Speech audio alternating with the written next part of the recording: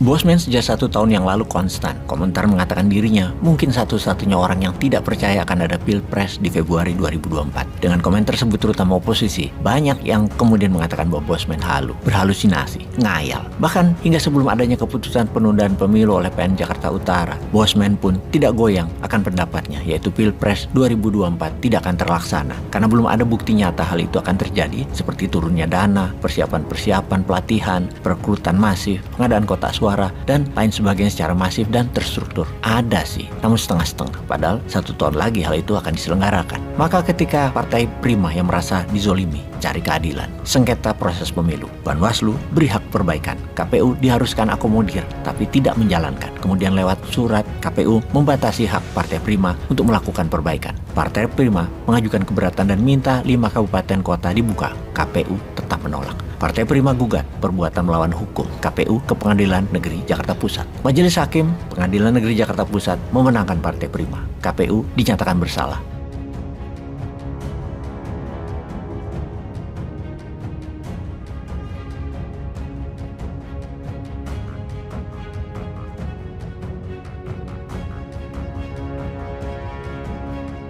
Perbuatan melawan hukum, mendiskriminasi dan menghalangi Partai Prima untuk jadi bagian pemerintah melalui proses pemilihan umum. KPU melanggar Universal Declaration of Human Rights and International Covenant on Civil and Political Rights yang telah diratifikasi melalui Undang-Undang Nomor 12 Tahun 2005.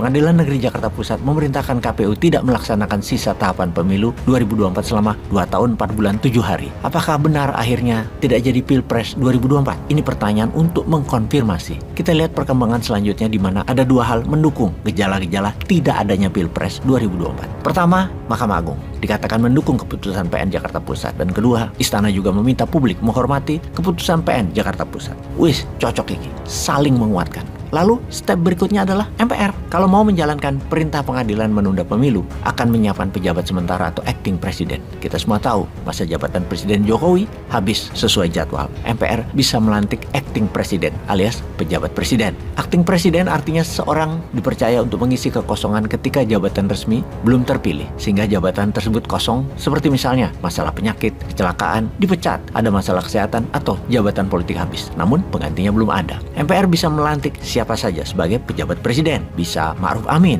Mahfud MD, Erick Thohir, Surya Paloh, bahkan Bosman juga bisa. Namun kali ini dapat dipastikan Pak Jokowi adalah pilihan terbaik, dengan acting vice president atau pejabat wakil presidennya adalah kemungkinan besar Pak Prabowo atau Mbak Puan. Dalam ketatanegaraan, tidak ada regulasi yang melarang presiden 2 periode dilantik menjadi acting presiden, dan perpanjangan masa tugas anggota dewan. Juga sebagai catatan sejarah, Indonesia, penundaan dan percepatan pemilu bukan barang baru atau hal tabu, apalagi haram. Indonesia pernah menunda pemilu dari tahun 1971 ke 1977, 6 tahun. Dan juga pernah mempercepat pemilu, yaitu di tahun 1997 ke 1999, hanya 2 tahun. Pendukung Jokowi sangat tidak keberatan perpanjangan masa jabatan presiden. Indonesia masih butuh Jokowi, itu komentar mereka. Di tengah perang Rusia, pandemi, kesulitan ekonomi, lalu buang duit 120 triliun buat pemilu adalah sesuatu yang absurd, gak jelas, kata anak Daud. Jadi apa berkah penundaan pemilu bagi pendukung pemerintah? Yang sudah pasti adalah perwujudan IKN Nusantara sebagai ibu kota negara Indonesia baru pasti akan terwujud. Sebuah pusat pemerintahan dan pemukiman manusia masa depan yang luasnya ratusan ribu hektar, yang 80%-nya berupa kawasan hijau.